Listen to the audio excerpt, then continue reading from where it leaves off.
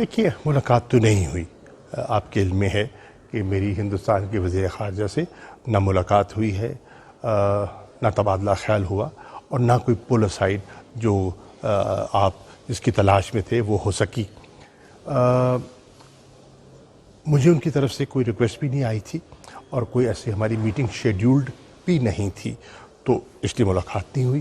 ان کا بھی خاصا مصروف دن تھا، میری بھی اپنی کمٹمنٹس تھیں، تو وہ اپنے معاملات میں الجھے رہے اور میں اپنی نشستوں میں مگن رہا، تو ہماری دو طرفہ نشست نہ ہو سکی. لیکن میں یہ اعتراف کروں گا کہ ایک مثبت پیش رفت ضرور ہوئی ہے، اور وہ ہے لائن آف کنٹرول کی سیز فائر کا جو ہمارا ایک انڈرسٹینڈنگ تھی 2003 کی، اس کی بحالی. یہ ایک اچھی پیش رفت ہے جس کا کشمیریوں کو بالخصوص بے پناہ فائدہ ہوگا، تو اس کو میں تسلیم کرتا ہوں. کشمیریوں نے بھی اس پر خوشی کا اظہار کیا ہے. اس کے ساتھ ساتھ ہندوستان کے وزیر اعظم نے پاکستان کے وزیر اعظم جناب عمران خان صاحب کو ایک خط لکھا ہے. اس خط میں انہوں نے پاکستان کا جو نیشنل ڈے ہے 23 مارچ، اس پر پاکستان کے عوام کو مبارکباد دی ہے.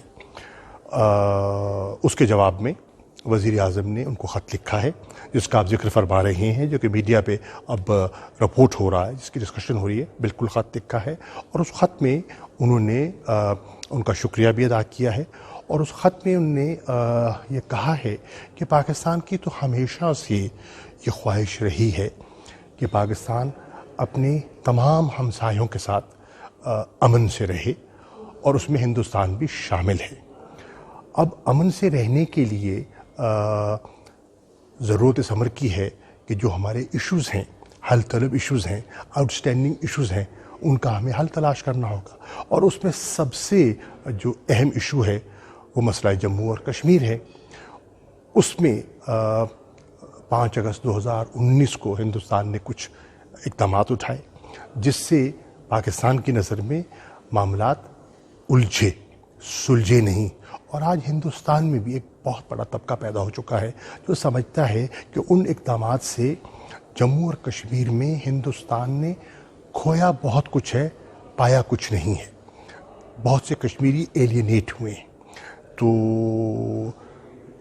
انہیں جو خواہش تھی وہ حاصل نہیں ہو سکی. تو اگر پاکستان کے ساتھ ہمیں ہندوستان کو آگے بڑھنا ہے تو انہیں اب کنڈیوسو انوائرمنٹ کے لیے کچھ اقدامات لینے ہوں گے، جسے کہتے ہیں نا ایک انیبلنگ ماحول پیدا کرنا ہوگا. اور اگر وہ انیبلنگ ماحول پیدا کرتے ہیں تو پاکستان تو گفت و شنید سے کبھی نہیں کترایا. ہم نے تو we've never shied away. Pakistan تو ہمیشہ سمجھتا ہے کہ ہمارا گفت و شنید کے علاوہ تو کوئی حل ہے ہی نہیں. 2 ایٹمی قوتیں پڑوسی جنگ کی حماقت میں مبتلا ہو نہیں سکتے، ہونا نہیں چاہیے. یہ تو خودکشی کے مترادف ہے. تو اگر وہ ممکن نہیں ہے اور کوئی ملٹری سلوشن نہیں ہے تو پھر سلوشن ہے کیا؟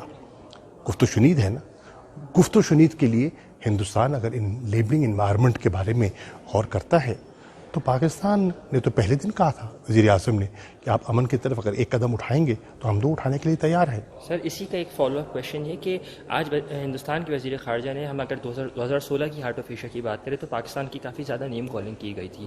آج کچھ اس طرح کا ذکر نہیں ہوا. کیا اس کو ایک پازیٹیو ڈیولپمنٹ کے طور پہ دیکھا جا سکتا ہے؟ اور کیا اسی کے تناظر میں پھر ٹریڈ ریزمپشن یا آگے کے سٹیپس کیے جا سکتے ہیں پاکستان اور بھارت کے درمیان؟ دیکھیے وہ تو آپ بہت آگے چلے گئے، لیکن میں آپ کی اس بات کو سیکنڈ کروں گا کہ آج جب وہ سٹیٹمنٹ دے رہے تھے تو میں ان کی سٹیٹمنٹ کو غور سے سن رہا تھا.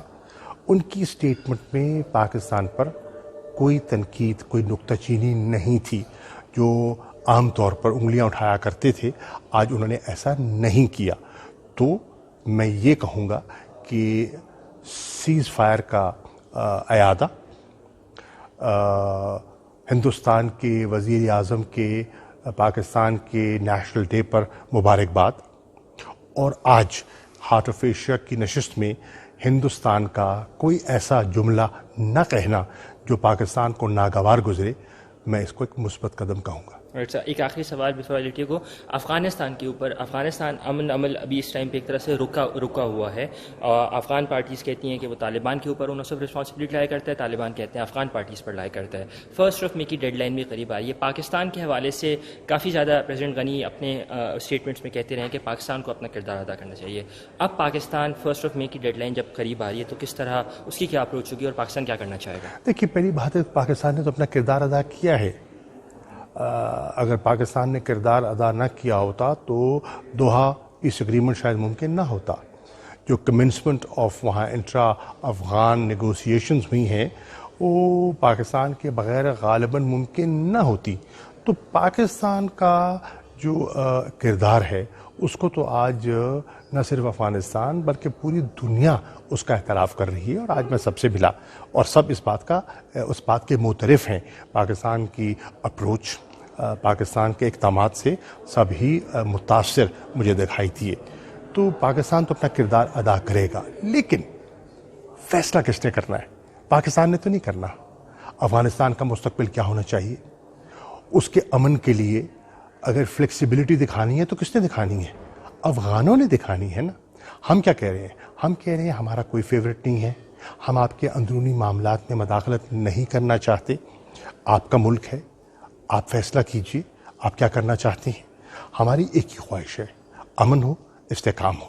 اس سے آپ کو فائدہ ہوگا اور آپ کے بعد ہمیں فائدہ ہوگا اور پورے خطے کو فائدہ ہوگا. ہم جو چاہتے ہیں کہ اس خطے میں سرمایہ کاری ہو اور ہم جو ریجنل کنیکٹیوٹی جس سے پاکستان کی معاشی ترقی کی طرف ایک بہت بڑا قدم ہم لے سکتے ہیں، اگر ہم اس کی طرف بڑھنا چاہتے ہیں تو اس کی بنیادی شرط امن ہے، استحکام ہے. تو اس میں پاکستان جو کردار ادا کر سکتا ہے وہ کیا جائے گا.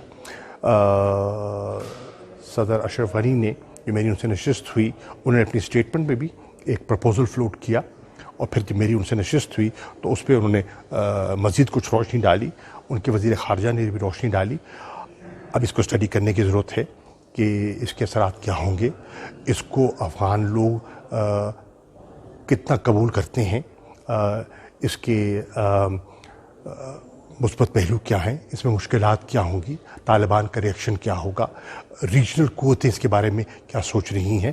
میری کچھ نشستیں اور کچھ گفتگو ہوئی ہے ممالک سے اس پروپوزل کو سامنے رکھتے ہوئے، لیکن ابھی اس کو اسٹڈی کرنے کی ضرورت ہے اور اسٹڈی کرنے کے بعد پاکستان اس پہ موقف پیش کرے گا. رائٹ سر، بہت بہت شکریہ آپ کے وقت کا. Thank you so much sir.